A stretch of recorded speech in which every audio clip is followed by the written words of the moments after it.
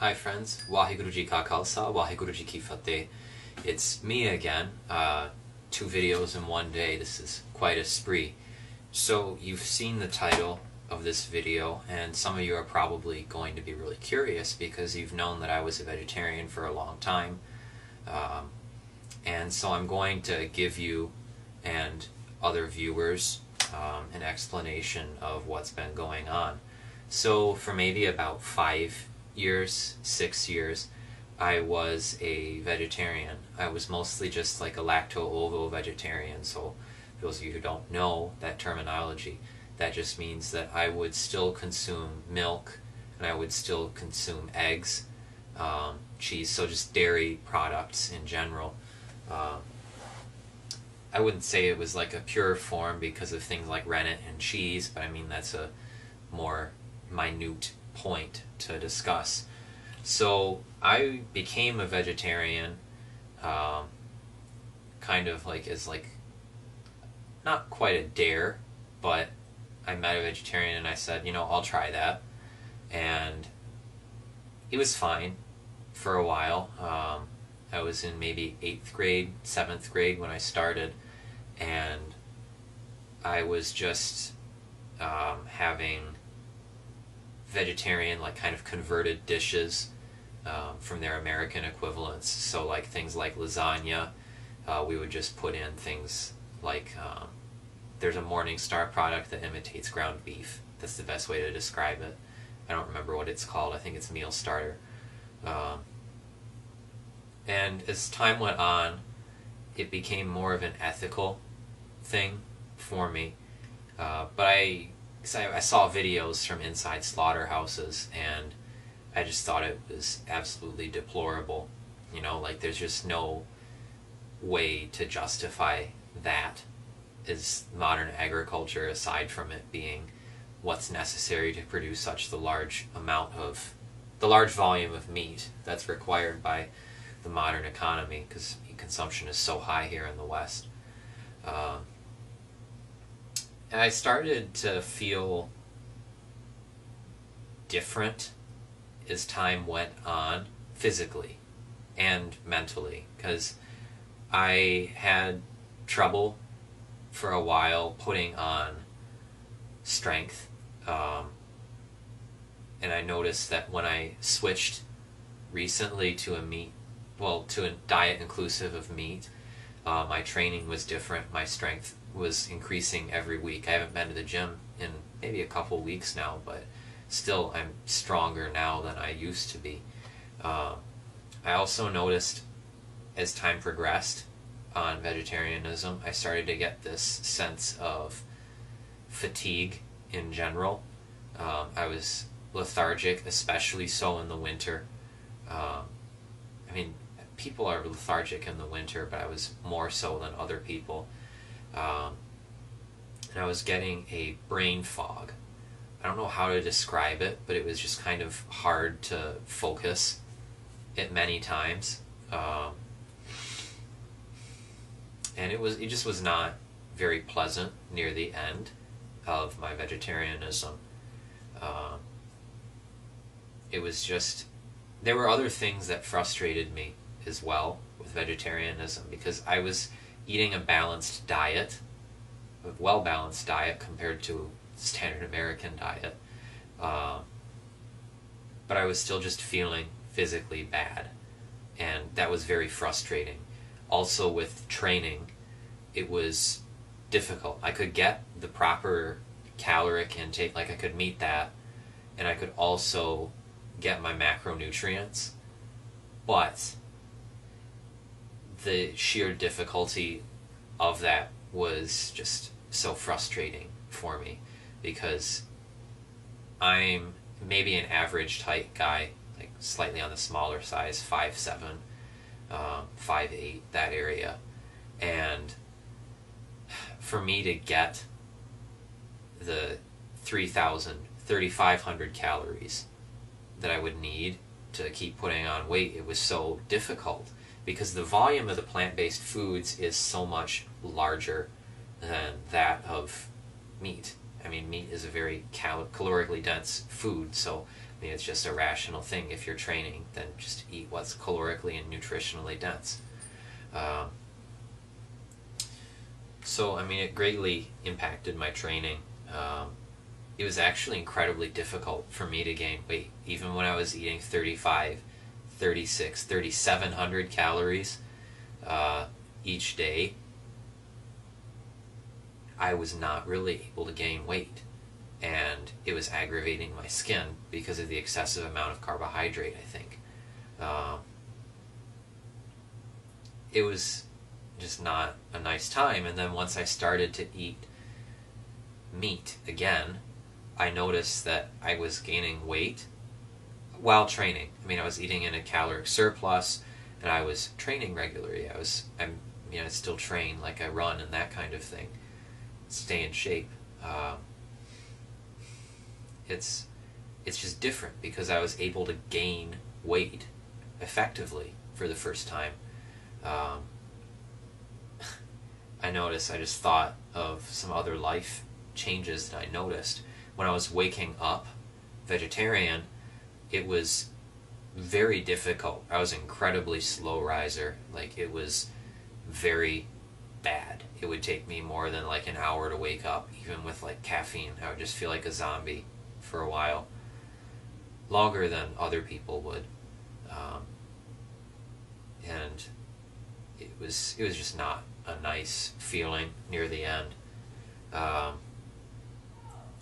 When I shifted to meat, I noticed those problems that I was having mentally, physically, just the tiredness, the kind of semi-weakness that I would feel a lot, started to quickly just vanish, and I actually felt really good. I still feel really good to how I used to be, and I'm thankful for that, because I just feel so much better, It was like there's just some kind of nutrient that I wasn't able to get. I don't know if it was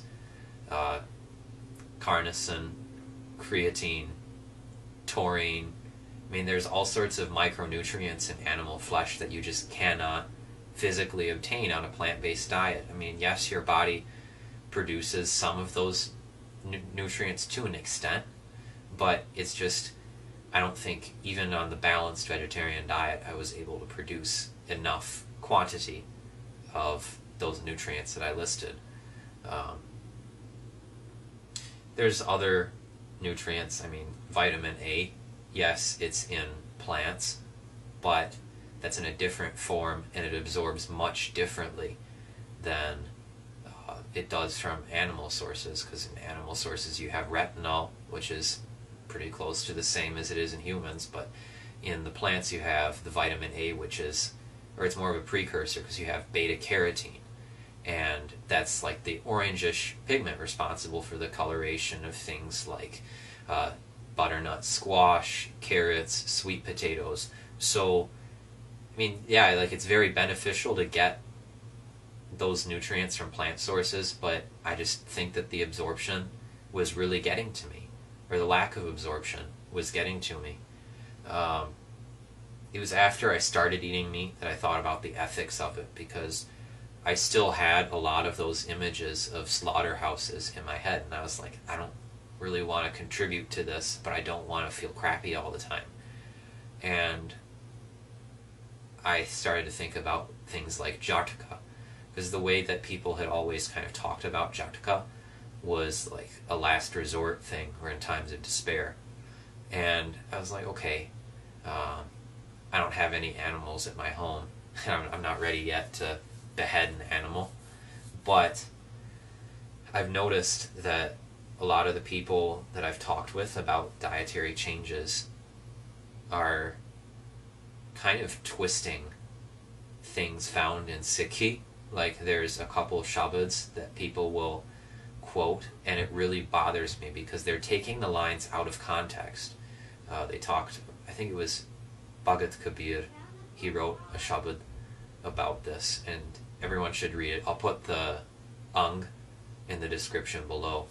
But some of my, I guess, fears about eating meat were influential in the type of meat that I do eat. Because unfortunately, there's no Jhatka butchers in my area, so I'm forced into buying meat from the shops. Of course, I avoid things like kosher, halal, because I mean that's kutta, like that's prohibited in the Maryada, excuse me, and that's just a major no-no, because I've seen the footage of that, and that's just makes me so uncomfortable to see.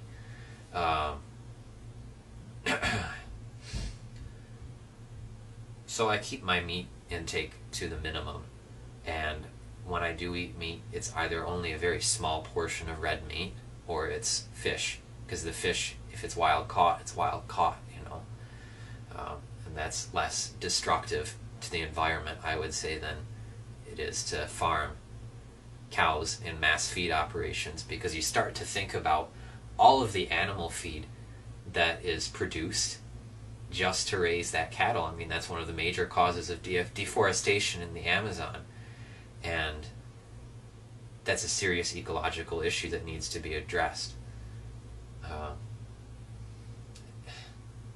There's hypocrisy that I see in the vegetarian movement, because they will talk about that deforestation issue, but they won't talk about human rights issues that are involved in modern agriculture, because even in the United States there's still, to a degree, exploitation of people in the production of crops. So I mean, it's like we should be growing, in my opinion, our own food, or we should be hunting our own meat at the end of the day.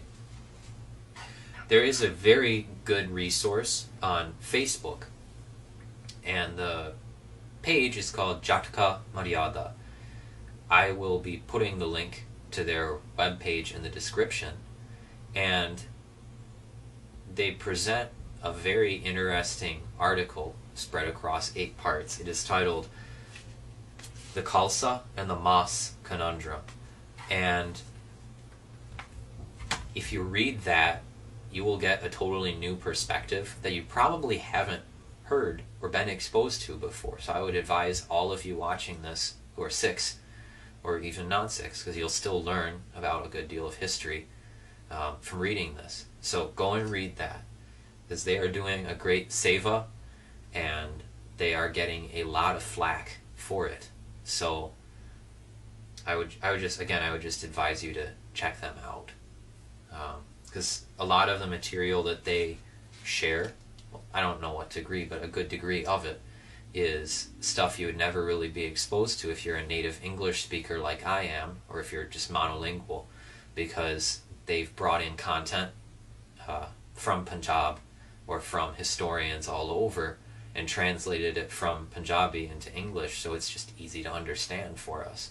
So I mean, that's another great seva that they've done.